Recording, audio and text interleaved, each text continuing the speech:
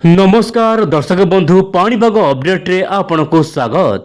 दर्शक बंधु खरा दिनिया बात्या गोटे प्रकार समस्त भय थाए कारण मे मसरे साधारणतः बात्या बंगोपसागर हेउ अरब सागर दुई सागर सृष्टि होता है बोली जहाँ मत रही पूर्व वर्ष मानक आप जानी किंतु वर्तमान समय बात्या को लेकिन पुणी थे चर्चा बढ़ला कहुच्छी बंगोपसागर आसपे बड़ बात्या से पुणी महाबात्या बोली जहाँ मॉडल मैंने आकलन कले किंतु कौन रही मॉडल समस्त अपडेट आसतु आज वीडियो रे विंड चैनल माध्यम समस्त मॉडल मानस मंथन करवा केउ मॉडल केउ ट्रैक दौरान एवं आगामी दिन में काल विषय को लेकिन कौन हो बड़ अपडेट आसतु आज वीडियो आलोचना करवा।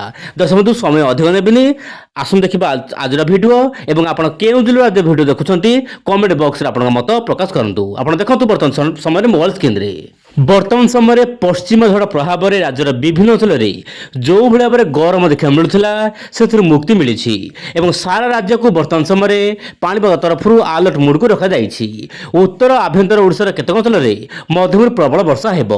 बालेश्वर मयूरभंज केउंझर जिला को ऑरेंज अलर्ट रही कुआपथरा वर्षा हाँपाई यह सहित जगतसिंहपुर केन्द्रापड़ा कटक जाजपुर ढेंकानाल ता सहित यार आखपाख अंचल में प्रबल वर्षा सहित वर्षा पवन होईपारे।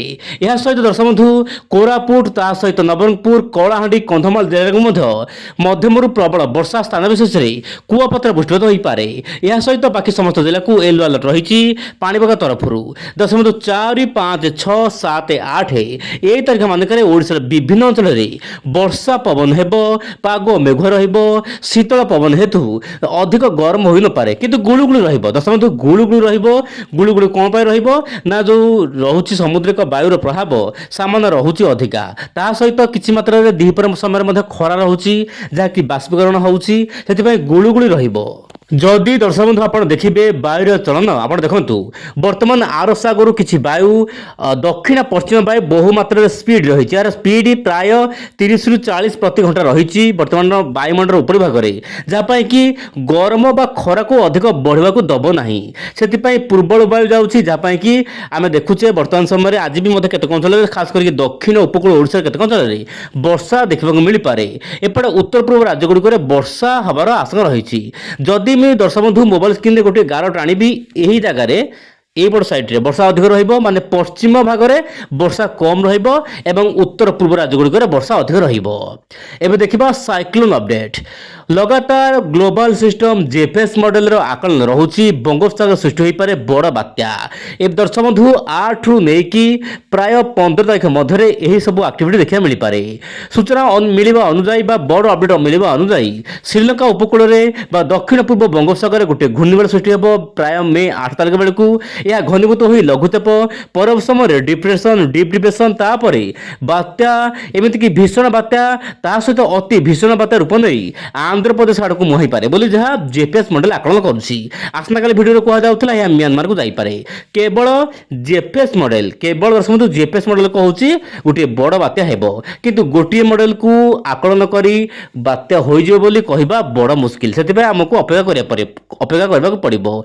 दर्शक बंधु से ही मॉडल एआई जो रोचे तार एआई मेम्बर काम करुँच जेपीएस एआई यह आकलन वर्तमान समय भिन्न रोचे जेपीएस मॉडल कहूँ बात हो पारे किंतु तार जो रोचे मेम्बर एआई मॉडल कहूँ बंगोपसागर कौन सिस्टम आगामी 15 तारीख पर्यंत ना आप मोबाइल स्क्रीन देखिपे किंतु बड़ खुशी खबर रोचे दक्षिण पश्चिम मौसुमी आडभांस हो पारे पूरा मे 8 तारीख बेलू मे 18 बेलू केरल आखपाख अंचल अंडमान निकोबर अंचल वर्षा आरंभ हो जहाँ एआई मॉडल कहूँ जेपीएस से अनुपात दर्शक बंधु जेपीएस आउ किसी मेम्बर मैंने आकलन कर लघुचाप स्ट्रंग हो पारे लघुचाप अधिक घनीभूत हो पारे। गोटे लघुचाप केतबेले घनीभूत हम जितेबाला दर्शक बंधु समुद्र तापमात्रा दर्शक बंधु समुद्र तापमात्रा प्राय 26 डिग्री अधिक रहा दरकार। यह सहित देखिबार कथा ऊपर वायु केते रहुची जो रहुची आपनकर जेस्ट स्ट्रीम जहाँकि वर्तमान हिमालय पाददेश ऊपर रही यह धीरे धीरे जदि तलक खसुची ताले बात्यार प्रभाव केमिति रहिबो ताहा देखिबार कथा आगामी दिन में।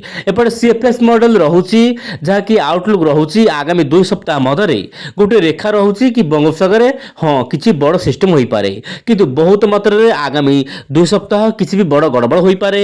2 ସାଗରରେ ବହୁତ ମାତ୍ରାରେ ବଡ଼ ବଡ଼ ଅପଡେଟ୍ ଆସିବ ଦେଖିବାର କଥା। ଦର୍ଶକ ବନ୍ଧୁ ନିଶ୍ଚୟ ଉପରେ ଆମେ ନଜର ଅନ୍ଦାଜ କରିବା ନାହିଁ, କାରଣ ଆଗାମୀ ଦିନରେ ନିଶ୍ଚୟ ଉପରେ ବାତ୍ୟା ପାଇଁ ପାଗ ଅନୁକୂଳ ହୋଇପାରେ। କେତେ ଅନୁକୂଳ ହେବ ୱିଣ୍ଡୋ ଚ୍ୟାନେଲ ସହିତ ଜଡ଼ିତ ହୋଇ ରୁହନ୍ତୁ ଆଗାମୀ ଦିନରେ ସମସ୍ତ ପାଣିପାଗ ଖବର ପାଇ। ନମସ୍କାର, ଜୟ ଜଗନ୍ନାଥ।